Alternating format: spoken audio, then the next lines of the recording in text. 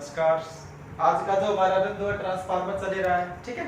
अब ट्रांसफार्मर आज जो हम जिस बिंदु पर चर्चा करेंगे वो है यानी कि आउटपुट क्षमता के आधार पर ट्रांसफार्मर क्या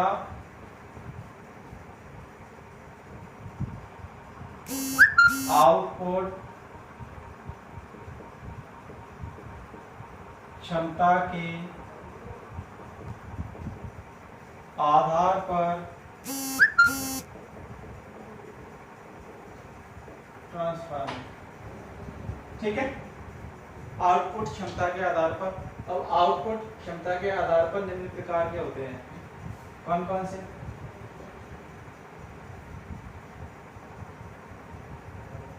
पहला है ऑटो ट्रांसफार्मर।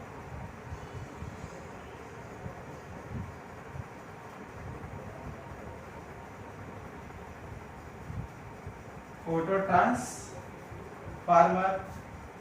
दूसरा है मापी यंत्र। मापी यंत्र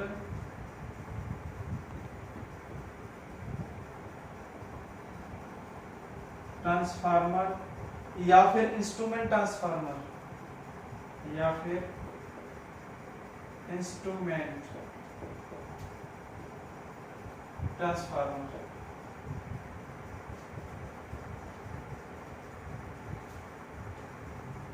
ठीक है। मापी यंत्र ट्रांसफार्मर है, ये दो प्रकार के होते हैं। कौन कौन से? एक तो है करंट ट्रांसफार्मर,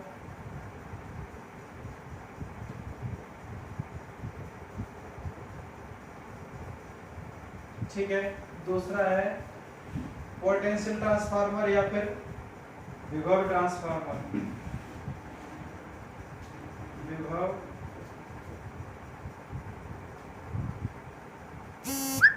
ट्रांसफार्मर, ठीक है।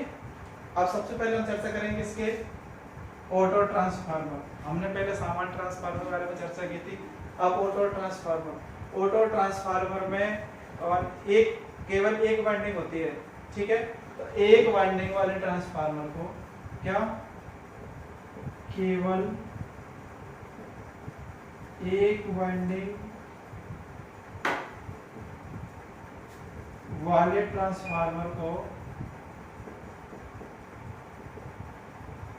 ट्रांसफार्मर को ऑटो ट्रांसफार्मर कहते हैं,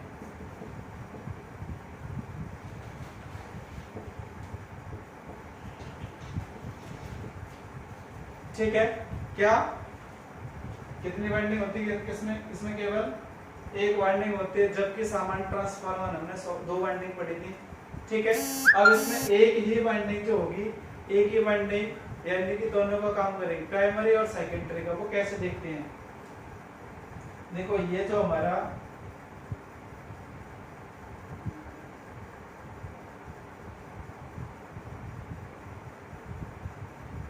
ये जो दिखाया गया है, यानी कि यदि इस ट्रांसफार्मर में ऑटो ट्रांसफार्मर क्या होता है, इसमें एक ही वाइंडिंग होती है, ठीक है। अब एक ही वाइंडिंग जो होती है ना, इसके मध्य भाग से टैपिंग निकाली जाती है। जैसे कि यदि इसकी यानी कि एक वाइंडिंग होती है, इसके मध्य भाग से टैपिंग निकाली जाती है। यदि इसकी प्राइमरी वाइंडिंग यानी कि इसकी संपूर्ण जो वाइंडिंग है ना, प्राइमरी की भांति और कुछ हिस्सा यानी कि इसके मध्य से तो टैपिंग निकाल ली जाए और कुछ हिस्सा सेकेंडरी की भांति कार्य करे, तो ये ट्रांसफार्मर स्टेप डाउन करने वाला हो। क्यों? क्योंकि देखो इसकी संपूर्ण वाइंडिंग का यानी कि अधिकतम जो इसमें रिएक्टेंस पैदा हो रहा है, जो किसमें हो रहा है? प्राइमरी वाइंडिंग पैदा हो रहा है ना। जबकि कम किसमें हो रहा है? क्योंकि टर्मिनल की संख्या कम है, तो ये किसमें होगा? इसमें रिएक्टेंस का मान कम किसमें होगा? इसमें, है ना। तो इसमें यानी कि प्राइमरी वाइंडिंग में अधिक चुंबकीय फ्लक्स पैदा होगा, जबकि सेकेंडरी वाइंडिंग में कम विद्युत भाग बल उत्पन्न होगा, है ना। अब इसको हम NS NP यानी कि प्राइमरी वाइंडिंग में लपेटों की संख्या, ठीक है, यानी कि प्राइमरी वाइंडिंग, और इसे कहेंगे हम A1, ठीक है, यानी कि प्राइमरी वाइंडिंग का विद्युत भाग बल, ठीक है। या फिर ईपी कह सकते हो, प्राइमरी वाइंडिंग का विद्युत भागबल। अब सेकेंडरी वाइंडिंग जो होगी, अब सेकेंडरी वाइंडिंग यानी कि एनएस, सेकेंडरी वाइंडिंग में लपेटों की संख्या, सेकेंडरी वाइंडिंग। अब सेकेंडरी वाइंडिंग में जो विद्युत भागबल होगा वो क्या होगा, या तो E2 या फिर कह सकते हैं हम ES, सेकेंडरी वाइंडिंग का S, सेकेंडरी, E का मतलब सेकेंडरी वाइंडिंग का विद्युत भागबल। तो यही transformer, auto transformer step up और स्टेप डाउन का काम करेगा। यदि इसकी प्राइमरी वाइंडिंग, संपूर्ण प्राइमरी वाइंडिंग की बातें और इसका कुछ अंश सेकेंडरी वाइंडिंग की बातें काम करे तो वो ट्रांसफार्मर कौन सा कहलाएगा, स्टेप डाउन। ये कौन सा प्रकार का हो गया, step down auto transformer, auto transformer. ठीक है। अब एसी की अगर इसको विपरीत कर दें, विपरीत का तात्पर्य है कि जैसे कि यदि इसकी कुछ यानी वाइंडिंग का कुछ सिरा, देखो ये जो है यानी कि संपूर्ण वाइंडिंग से अंतभाग से टैप निकालेगी, यानी कि वाइंडिंग का कुछ अंश प्राइमरी की बात है, ईपी, और इसका जो ये प्राइमरी वाइंडिंग का विद्युत भागबल और इसमें जो पैदा होगा दिन रात की ताजी ने एक मेरे लिए पल भी ना बैठा, है ना। अब ये जो है इसकी यानी कि प्राइमरी वाइंडिंग यानी कि ट्रांसफार्मर की यानी कि कुछ वाइंडिंग का सिरा यानी कि प्राइमरी यानी ईपी का मतलब प्राइमरी वाइंडिंग का विद्युत भागबल, है ना। अब इसी में हम एनपी यानी कि प्राइमरी वाइंडिंग में लपेटों की संख्या, यानी कि प्राइमरी वाइंडिंग का कुछ अंश यानी कि ट्रांसफार्मर का कुछ अंश प्राइमरी वाइंडिंग की भांति और संपूर्ण वाइंडिंग सेकेंडरी की भांति कार्य करे, है ना। तो यहाँ पर जो होगा ES, तो ट्रांसफार्मर कैसा होगा, यानी कि सेकेंडरी वाइंडिंग अब अधिक लपेट हो गई, तो ये कौन सा होगा, स्टेप अप, NS, है ना। ठीक है। तो ये अब यही एक ही वाइंडिंग वाला ट्रांसफार्मर स्टेप डाउन और स्टेप अप प्रकार का, तो ये ट्रांसफार्मर कौन सा होगा, स्टेप अप प्रकार। ठीक है। अब ये तो वाइंडिंग्स हैं, यानी कि अब ट्रांसफार्मर का ये आता है भाई, इसमें किस सिद्धांत का कार्य करता है ना। ठीक है। अब इसका जो कार्य सिद्धांत यानी कि ऑटो ट्रांसफार्मर कार्य सिद्धांत, ये स्वयं प्रेरण के सिद्धांत पर काम करता है। कार्य सिद्धांत कौन सा है, ध्यान रखना है हमें, कार्य सिद्धांत स्वयं प्रेरण,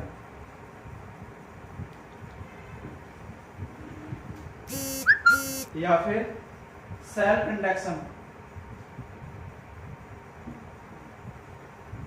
सेल्फ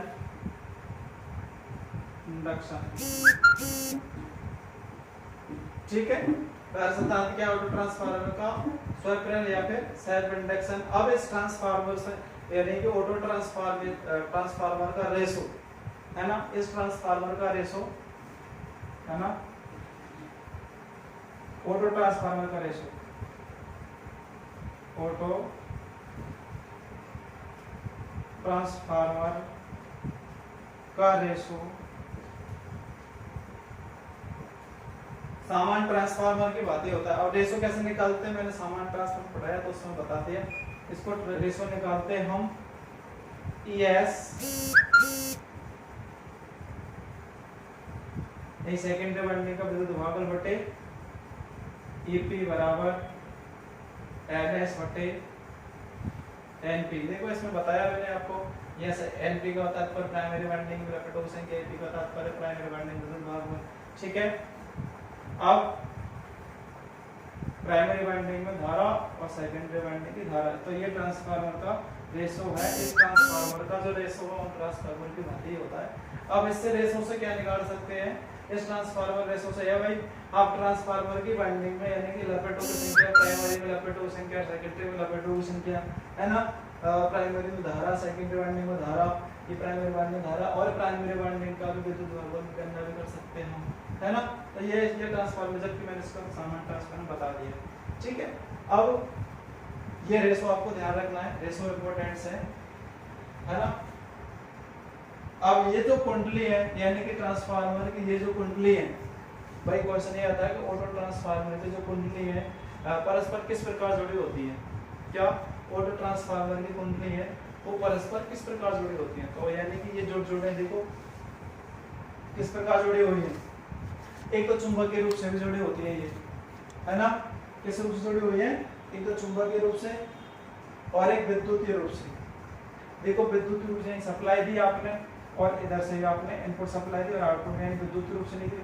तो यानी कि ट्रांसफार्मर की जो ऑटो ट्रांसफार्मर की वाइंडिंग है ना। अब ये तो गैर सिद्धांत हो गए। अब इसका ऑटो ट्रांसफार्मर दोनों वाइंडिंग किस प्रकार जुड़ी होती है, तो ये आपको इंपॉर्टेंट है, बहुत ही इंपॉर्टेंट है। और एक इसका कार्य सिद्धांत भी इंपॉर्टेंट है, ठीक है।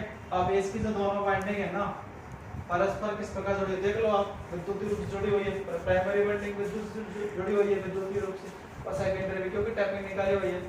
तो विद्युतीय रूप प्लस विद्युतीय रूप और चुंबकीय रूप, क्योंकि मैग्नेट तो बनेगा चुंबकीय रूप। तो क्वेश्चन यही आता है ऑटो ट्रांसफार्मर की वाइंडिंग किससे जुड़ी होती है, विद्युतीय रूप और चुंबकीय रूप से जुड़ी होती है। विद्युतीय और चुंबकीय रूप से दोनों से जुड़ी होती है ना। जबकि सामान्य ट्रांसफार्मर की वाइंडिंग किस प्रकार जुड़ी होती है। अगर सामान्य transformer only for transformer they, auto transformer नाम ना दे, तो ट्रांसफार्मर ट्रांसफार्मर की वाइंडिंग दोनों वाइंडिंग जुड़ी होती है। तो आपको क्या रखना है, या चुंबकीय रूप से जुड़ी होती है, ठीक है। अब ये तो इस ट्रांसफार्मर के बारे में। अब इस ट्रांसफार्मर का भाई इंपॉर्टेंट है भाई उपयोग, है ना। अब ऑटो ट्रांसफार्मर का उपयोग, यानी यूज कहाँ कर सकते हैं इसको, तो है पहला इसका उपयोग भी इंपॉर्टेंट है। उपयोग स्टेबलाइजर, कहां पर, स्टेबलाइजर। एक है फ्लोरोसेंट ट्यूब या प्रदीप्ति लैंप, प्रदीप्ति या फ्लोरोसेंट ट्यूब,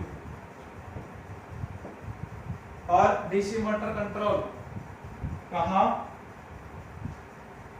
यानी कि इंडक्शन मोटर गति नियंत्रण, और इंडक्शन मोटर की गति नियंत्रण,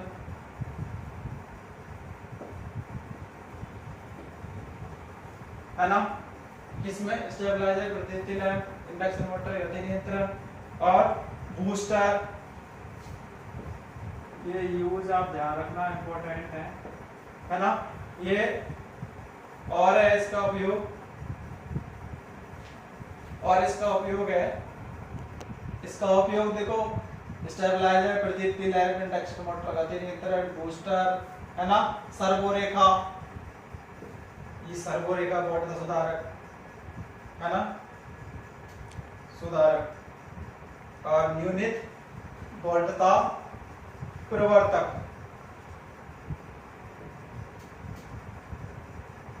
तो ये इसका उपयोग है। अब इसके लाभ क्या है, क्या, अब इसके लाभ, एक तो है इसका लाभ, सबसे बढ़िया लाभ है, पहले इसका लाभ है ना। तो लाभ, पहला लाभ है इसका, एक तो ये आकार में छोटा होता है,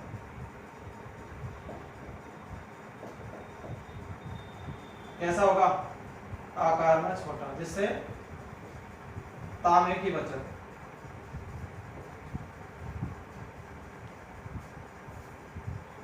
तीसरा इसमें वजन में हल्का, वजन में हल्का, छोटा होगा, आकार छोटा हो तो वजन में हल्का ही होगा सामान्य ट्रांसफार्मर की अपेक्षा, है ना। एक है इसका उच्च वोल्टेज रेगुलेशन, क्या, उच्च वोल्टेज रेगुलेशन,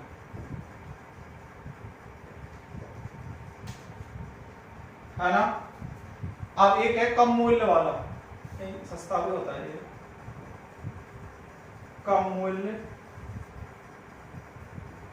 वाला, है ना। तो 5 से इसके हो गए ये, आपको ध्यान रखना है। अब इसकी हानि, अब इसकी हानि कौन कौन सी होती है वो हानि देखते हैं, है ना। हानि, अब हानि आपको ध्यान रखनी है। एक तो हानि यही है कि भाई प्राइमरी बाइंडिंग और सेकेंडरी बाइंडिंग को अलग अलग नहीं किया जा सकता। तो हानि यही है, प्राइमरी बाइंडिंग व सेकेंडरी बाइंडिंग को पृथक नहीं किया जा सकता, यानी कि दोनों बाइंडिंग को अलग अलग नहीं किया जा सकता। अब इस पर मरम्मत, यानी कि किसी एक बाइंडिंग में कोई कमी पैदा होने पर, यानी कि इस पर मरम्मत करते समय, दूसरी हानि है, इस पर मरम्मत करते समय यानी कि कारीगर को झटका दे सकती है। क्या? मरम्मत करते समय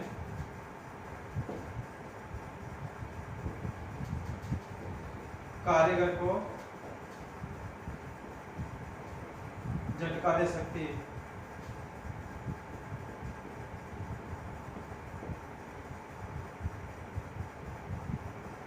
यानी कि इसमें मरम्मत करते समय अगर कोई इस पर कोई कमी हो गई बाइंडिंग में, है ना, तो वो झटका दे सकती है, क्योंकि टैपिंग पता नहीं इंसुलेशन जो है ना छिल गया है और कहीं से भी छिल जाए तो इससे क्या संपूर्ण आपको करंट आ जाए। तो ये ध्यान रखना है आपको, मरम्मत करते समय इसमें कारीगर को झटका दे सकती है ना। अब वेरिएक ट्रांसफार्मर के बारे में बात कर लेते हैं।